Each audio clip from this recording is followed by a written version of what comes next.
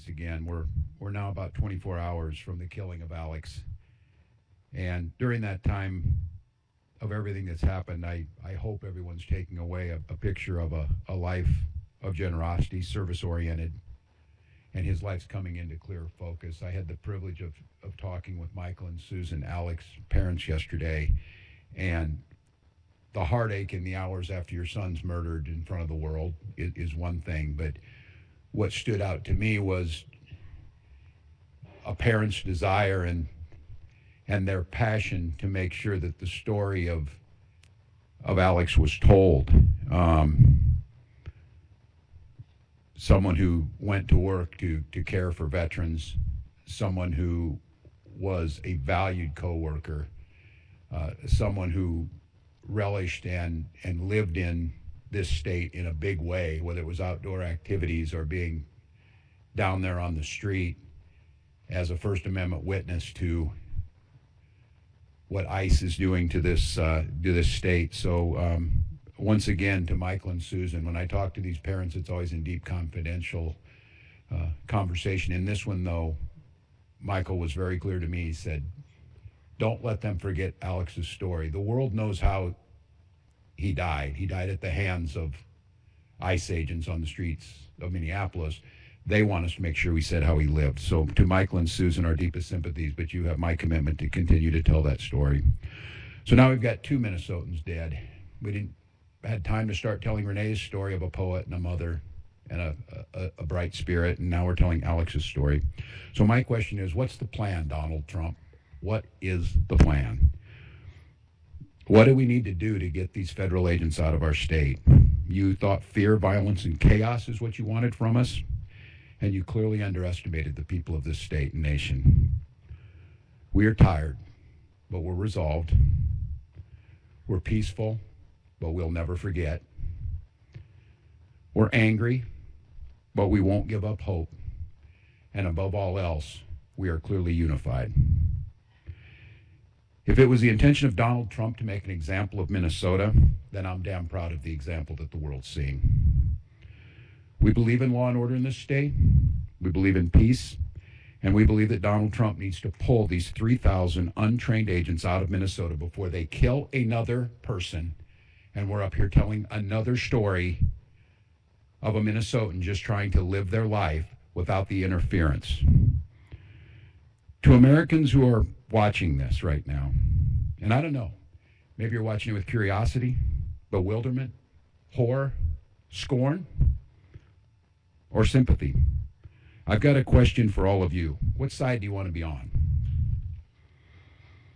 The side of an all-powerful federal government that can kill, injure, menace, and kidnap its citizens off the streets?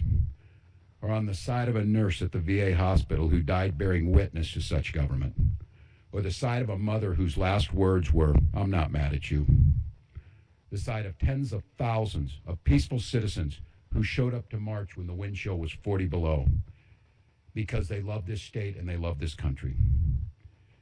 You're allowed to decide at any point that you're not with this anymore. If you voted for this administration, heck, even if you thought Operation Metro Surge was a good idea, sounded like the thing to do a month ago, you're still allowed to look at what's happening here in Minnesota and say, this isn't what I voted for and this isn't what I want. I ask you not to stand by idly. Speak out, share what you're seeing, and urge others to put politics aside. We're no longer having a political debate. We're having a moral debate. We all want secure borders and immigration enforcement that prioritizes criminals. And I want to thank the press, especially the local press, who has done a deep dive to show that's exactly what Minnesota does. But what you're seeing is not common sense, lawful, or humane enforcement. That's not what this occupation is about.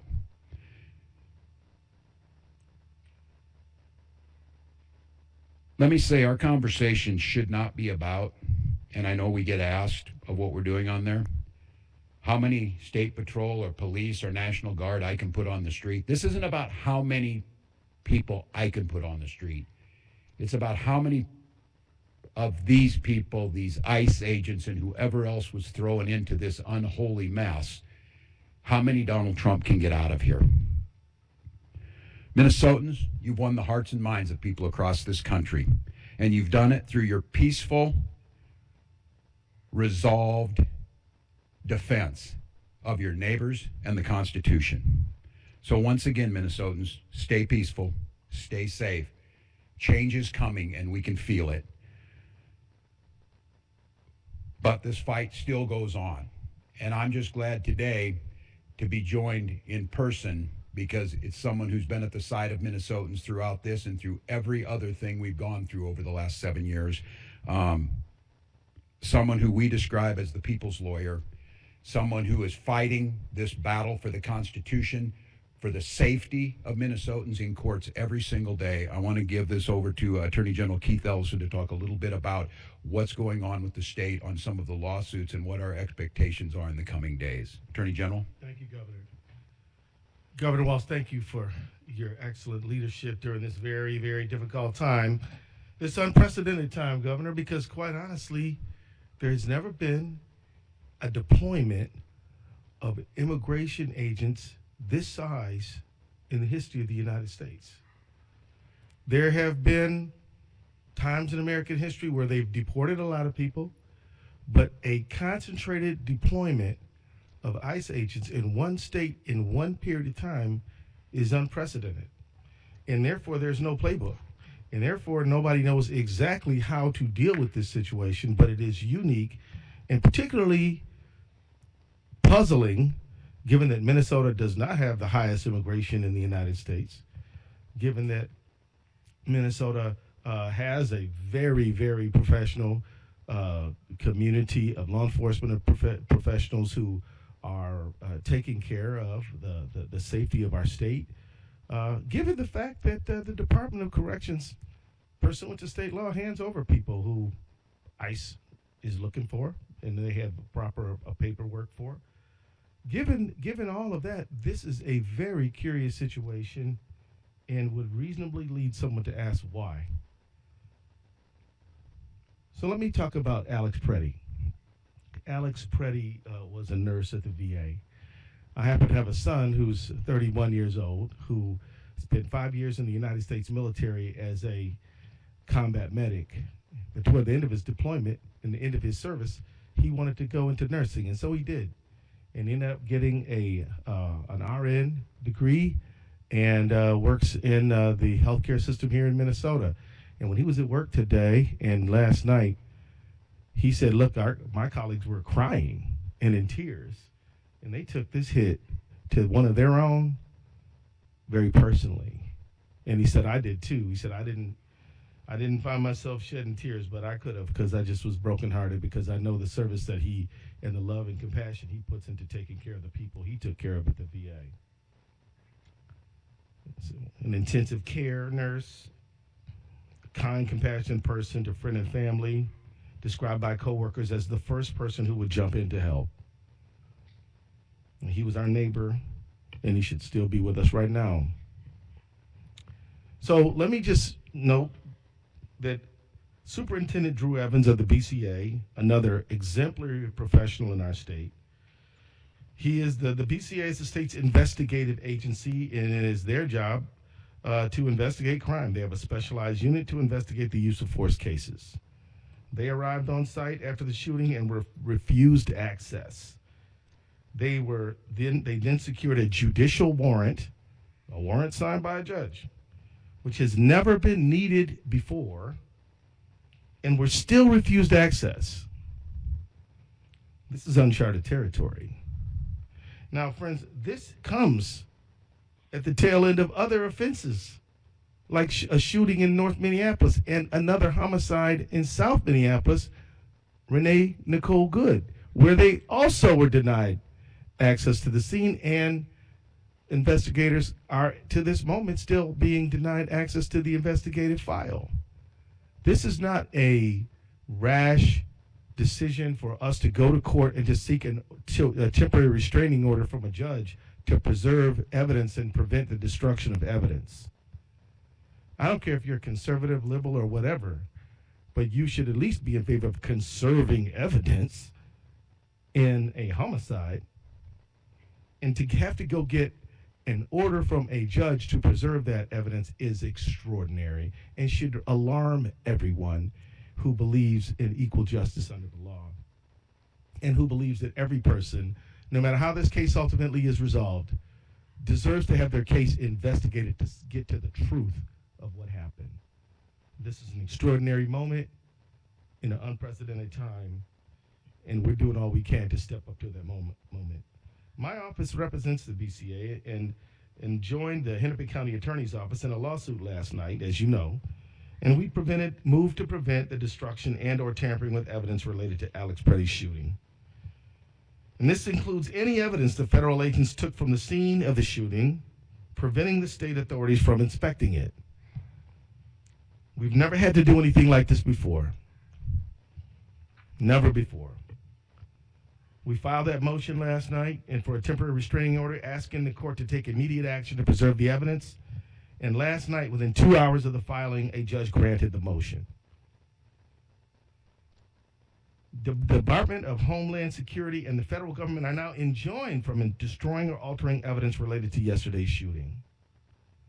The fact that anyone would ever think that an agent of the federal government might even think about doing such a thing was completely unforeseeable only a few weeks ago. But now, this is what we have to do. As we said in our filing last night, the irreparable harm we would suffer if the federal government were allowed to destroy evidence is so weighty that any harm to the federal government does not even budge the scales in a court balancing of the scales. It's imperative that we preserve as much evidence as possible so that the state investigators are allowed to access the evidence to ensure a fair, thorough investigation. And I will say, I've heard not one single law enforcement or investigative agent in the state of Minnesota say that they won't share information with the federal government. I've heard quite the opposite from the federal government. Now, Operation Metro Surge. As I noted when I started, this appears to be the largest single deployment or surge of immigration agents in the history of the country. And as a result, tremendous damage has been inflicted upon our state. We've had 2 killings within 2 weeks in an additional non-lethal shooting.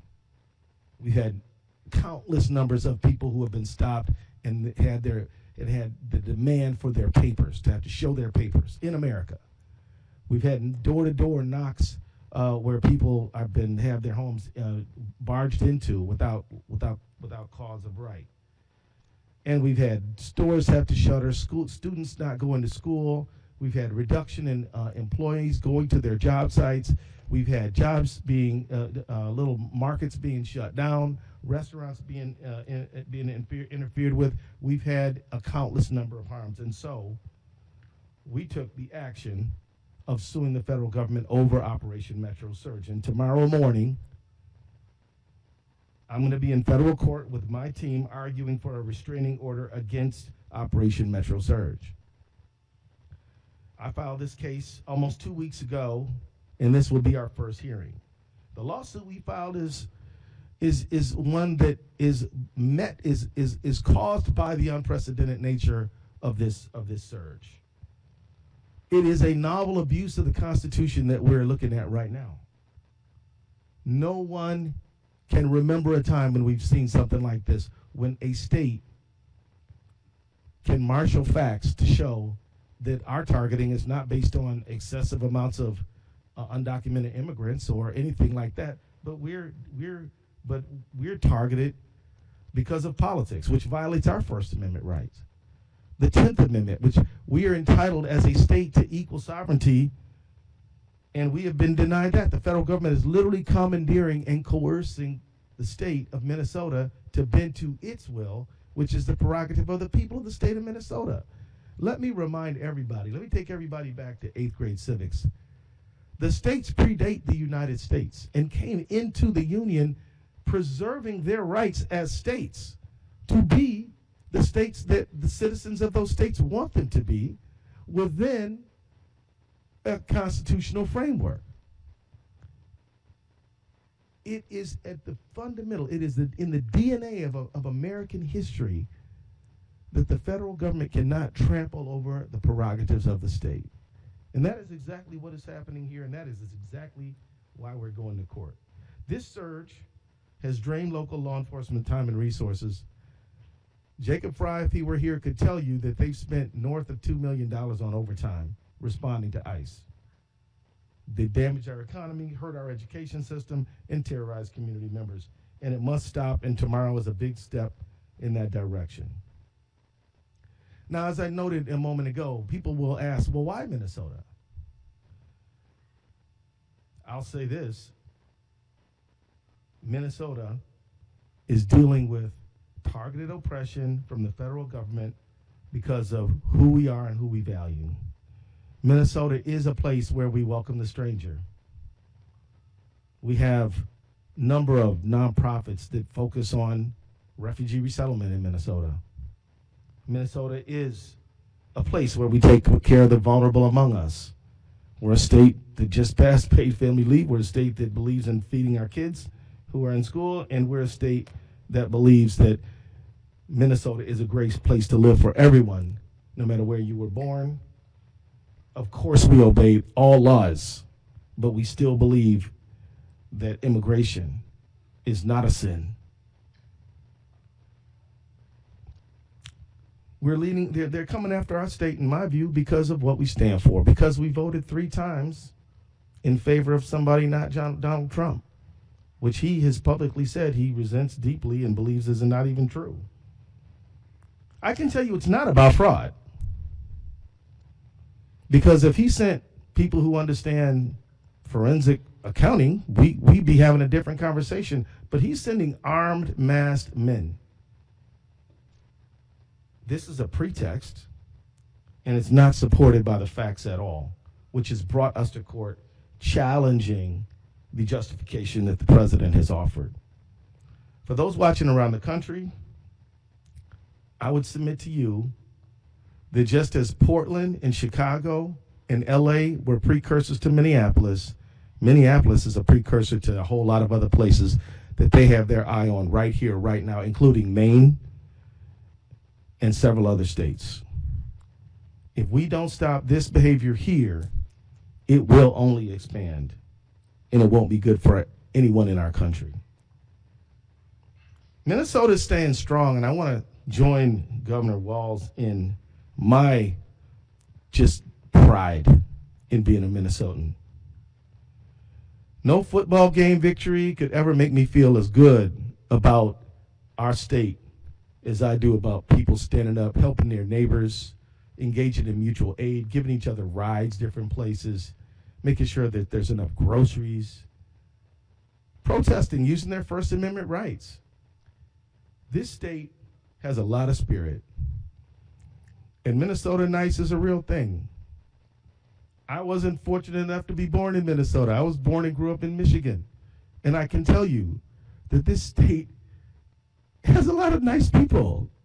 It really does. And a lot of people who believe in taking care of their neighbor and welcoming the stranger. And as we see right now, resisting tyranny. So I just want to say that as the courage of protesters and others who are helping their neighbors is so evident on the streets of this great state of ours, we at the Attorney General's office and in Minnesota state government can do no less than match the courage you have already shown. And we will not back down, we won't blink, we won't bow. We will stand firmly on our constitutional rights and in favor of Minnesotans. We will do that in the ballot box, at the courts. We will do that in the streets in a peaceful, legal, First Amendment protected way. And we will do it in a multitude of ways. But one thing we will not do is we will not back down and we will not bend. And so let me wrap up by saying this.